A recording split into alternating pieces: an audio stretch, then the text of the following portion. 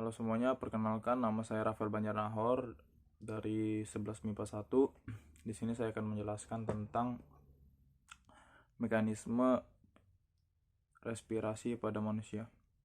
Pernapasan pada manusia berlangsung dengan cara mengubah tekanan udara di dalam paru-paru. Perubahan tekanan tersebut menyebabkan udara dapat keluar masuk dari dan ke dalam paru-paru yang disebut bernafas. Proses pernafasan yang dilakukan terjadi secara sadar dan tidak sadar. Dikutip dari situs resmi Kementerian Pendidikan dan Kebudayaan Kemendikbud, dalam proses pernapasan pada manusia ada melalui dua tahap, yaitu inspirasi dan ekspirasi. Berikut penjelasan tentang dua sistem tersebut. 1. Inspirasi atau penghirupan. Pada tahap ini terjadi akibat otot tulang dan otot rusuk diafragma. Volume rongga dada dan paru-paru meningkat ketika diafragma bergerak turun ke bawah dan sangkar tulang rusuk membesar. Kemudian tekanan udara dalam paru-paru akan turun ke bawah. Di bawah, tekanan udara atmosfer di udara akan mengalir ke dalam paru-paru.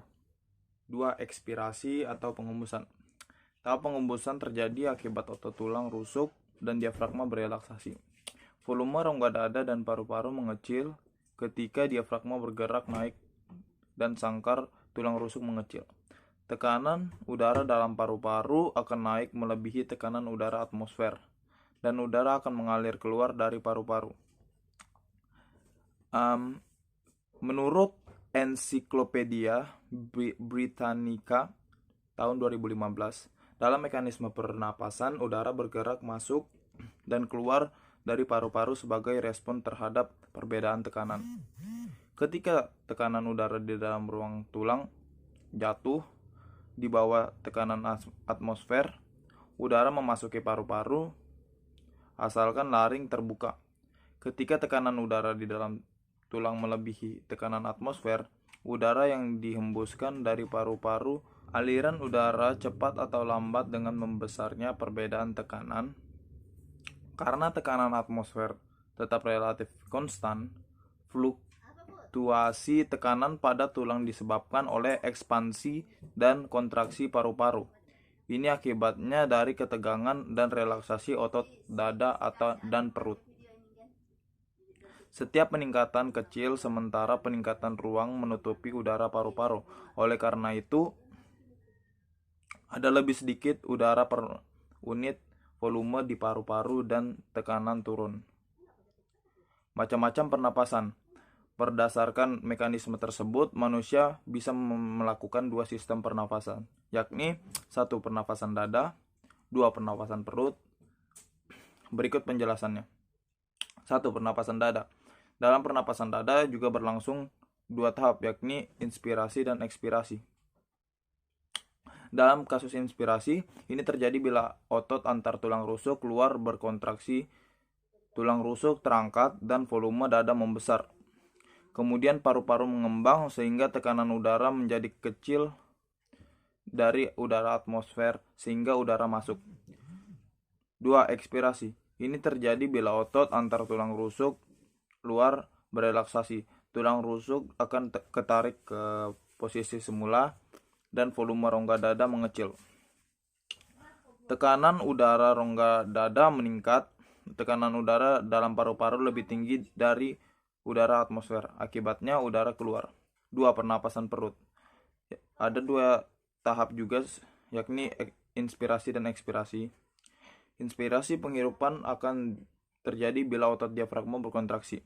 Diafragma mendatar dan mengakibatkan volume rongga dada membesar, sehingga tekanan udara mengecil, diikuti paru-paru mengembang. Itu mengakibatkan udaranya lebih kecil dan dari tekanan udara atmosfer di udara yang masuk. Ekspirasi. Proses pengembusan diawali dengan otot diafragma berelaksasi, otot dinding perut berkontraksi. Ini menyebabkan diafragma terangkat dan melengkung menekan rongga dada. maka volume dada mengecil dan tekanannya meningkat, sehingga udara dalam paru-paru keluar. Pernapasan perut biasanya terjadi ketika kita sedang tidur. Saya akan menjelaskan juga tentang gangguan sistem pernapasan manusia. Dalam sistem pernapasan ada beberapa gangguan, yakni asma, tuberkulosis, asifiksi, asidosis, adenoid, pneumonia, difteri, emfisema, bronkitis. Berikut penjelasannya. Asma atau sesak napas merupakan penyakit yang banyak dialami manusia. Asma adalah penyakit akibat adanya penyempitan saluran pernapasan. Jadi asma itu akibat yang terjadi ketika ada penyempitan di saluran pernapasan kita. Yang kedua, tuberkulosis atau TBC. TBC merupakan penyakit paru-paru yang disebabkan infeksi bakteri Mycobacterium tuberculoso. Selain menginfeksi paru-paru, bakteri tersebut juga menginfeksi bagian tubuh lainnya. Saat bakteri masuk ke dalam paru-paru, bakteri akan menyebabkan infeksi dan memicu sistem imun. Dia menyerang sistem imun manusia dan bergerak ke area yang terinfeksi dan segera memakan bakteri tersebut agar tidak menyebar luas. 3. Asifiksi. Asifiksi adalah gangguan pengangkutan dan penggunaan oksigen oleh jaringan akibat tenggelam pneumonia tersendak makanan atau keracunan CO. Habis itu asidosis. Asidosis adalah akibat peningkatan kadar asam karbonat dan asam bikarbonat dalam darah. Yang kelima, adenoid. Penyakit yang terjadi akibat penyempitan saluran napas karena pembengkakan kelenjar limfa dan pembengkakan di tengah atau amandel. Pneumonia adalah radang paru-paru akibat infeksi bakteri Diplococcus pneumonia. Yang ketujuh, difteri merupakan penyumbatan faring atau laring oleh lendir bakteri Corynebacterium diphtheriae.